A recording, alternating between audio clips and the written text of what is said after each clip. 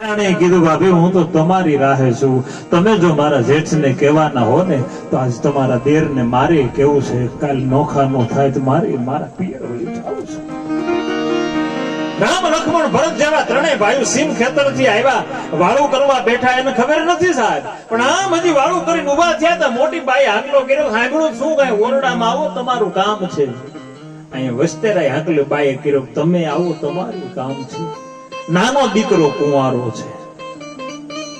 આ આપણે ગામડાનો રિવાજ છે, ઓહરીએ મકાન હોય, આ ઓરડામાં મોટા ભાઈ ને એના ઘરના કહે છે કે જેટલી થતી હતી ને એટલી બાની સેવા કરી અમે, હવે અમારાથી સેવા નથી થતી, કાલ જો તને નોખા ન થાવ ને તો મારે પિયર વયું જવું છે.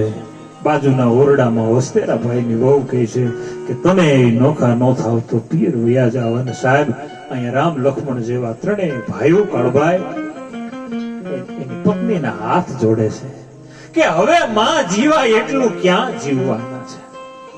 એ ઇતિહાસમાં નામ અમર થઈ જાય. અમારા રામ લક્ષ્મણની ભાઈઓની જોડીને શું કામ તોડો છો? ભાઈ કે ના, જો તમે નોખા ન થાવ તો અમારે પીડ વયું જવું છે. સાહેબ સાંભળી લેજો મારી દીકરીઓ, મારી વવારો, જેથી આ દેશનો મર્દ મુછાળો માનવી આદમી જેથી એની પત્નીને હાથ જોડે ને કાળુભાઈ, આના જેવી જગતમાં કોઈ પરાકાષ્ઠા નથી બોલાવાના. પછી દશરથને પણ આજ કરવું પડ્યું હતું ને. તમે રામાયણ વાંચો એ આજ શીખવાડે છે સાહેબ, કુરાન વાંચો એ આ જીવતર શીખવાડે છે. દશરથે જેથી કઈ કઈને હાથ જોડ્યા ઉસાર અવિતારી ના ગાણ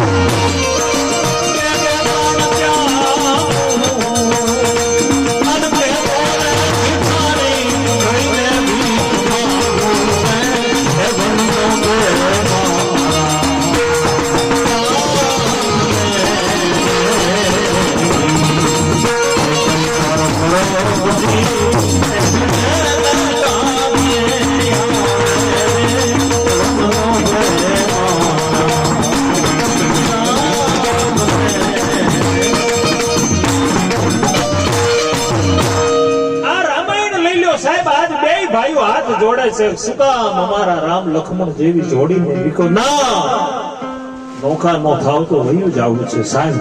અને બે ભાઈઓ ઉદાસ મોઢા કરીને ઓરડામાંથી બહાર નીકળ્યા. કુંવારો દીકરો છે, સાંભળજો આ દેશના દીકરાઓ, હું હાકરમાને શ્રદ્ધાંજલિ આપું છું. હારો હાર મા બાપની સેવાનું પરિણામ શું હોય એ હું તમને સમજાવું છું.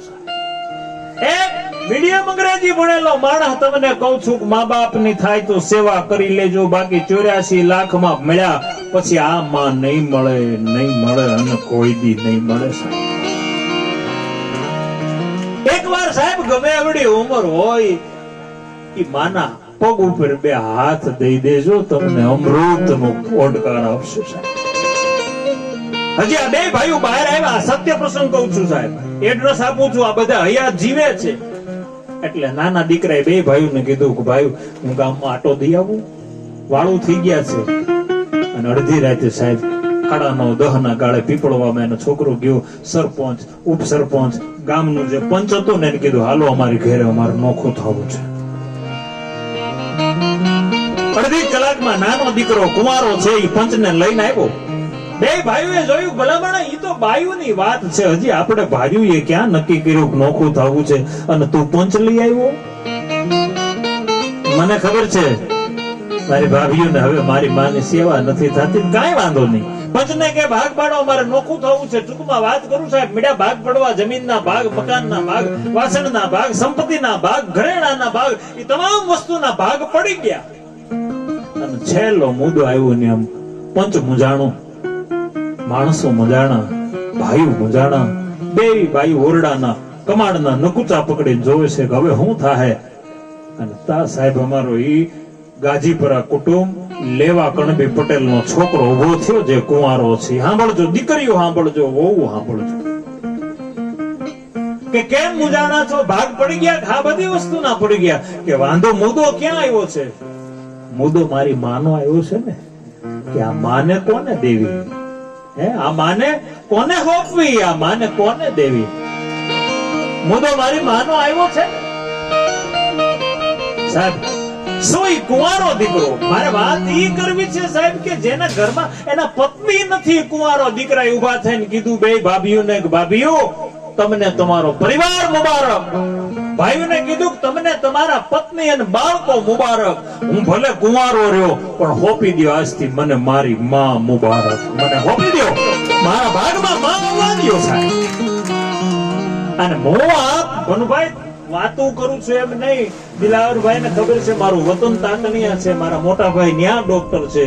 અને એને મને આ વાત કરીને, દિલાવરભાઈ હું આ માણસને રૂબરૂ જોવા ગયો હતો સાહેબ. કુંવારા દીકરાએ કાળુભાઈ હું માની સેવા કરી છે. હા જઈ આવ્યા છે કાળુભાઈ એમ કહે છે. એ હવારના પોરમાં 22 વર્ષનો દીકરો, સાંભળજો દીકરીઓ, એ 22 વર્ષનો દીકરો સાહેબ એની માના મળ અને મૂત્ર સાફ કરે. આનાથી મોટી પરાકાષ્ઠા ન હોય હો સાહેબ. 22 વર્ષનો દીકરો મળમૂત્ર સાફ કરે, ઈ માના કપડા બદલાવે, ઈ મળમૂત્ર વાળા કપડા લઈ અને એમ કહેવાય કે ઓહરીના છેડે વયો જાય, ઈ લુગડા ધોવે, બગલાની પાંખ જેવા માને વસ્ત્ર પહેરાવે, અરે તેલથી માના આખા શરીરે મસાજ કરે. અને જેમ નાના બાળકને માં ગળથુથી પાય ને એમ રૂની પૂર્ણિમા બોળી બોળી અને માને રામ પીવડાવે સાહેબ. આવી એને એની માની સેવા કરી હો.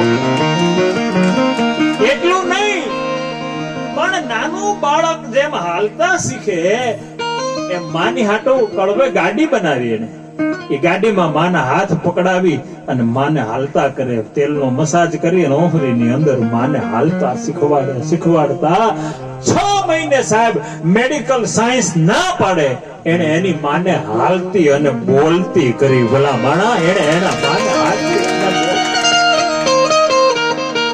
પણ મારે વાત ઈ કરવી છે સાહેબ, માં